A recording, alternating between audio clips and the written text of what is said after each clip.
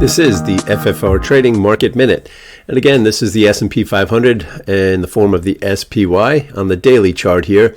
Last week, we talked about this upside gap fill here. That was the upside target.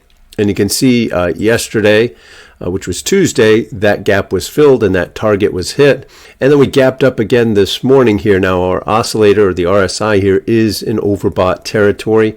And we'll see how today closes. That could potentially put a open gap below the market here. And we certainly still have this open gap to the downside here. Now it's going to be a big week next week with the Fed announcement on interest rates. We also have, the looming tariff news that's coming out, or potentially could come out at any point, which could really kind of wreck things. But at this point, I think the market has gotten a little ahead of itself. Again, that gap filled. We gapped up today.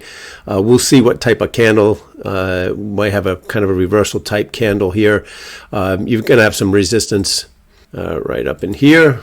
And again, to the downside, potentially a gap fill here and then the gap fill below here.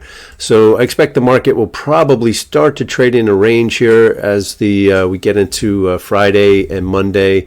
I think Wednesday is the announcement on interest rates by the Fed. And so I don't expect any big positions, anybody to take any big position one way or the other here until we get that announcement out of the way. But again, that tariff news could come out at any time. So that certainly could affect markets. So be safe and, be cautious.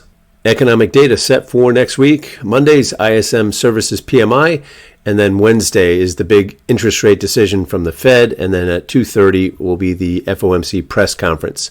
Hope that helps. Have a great rest of your trading week. We'll see you back next week in the FFR Trading Market Minute.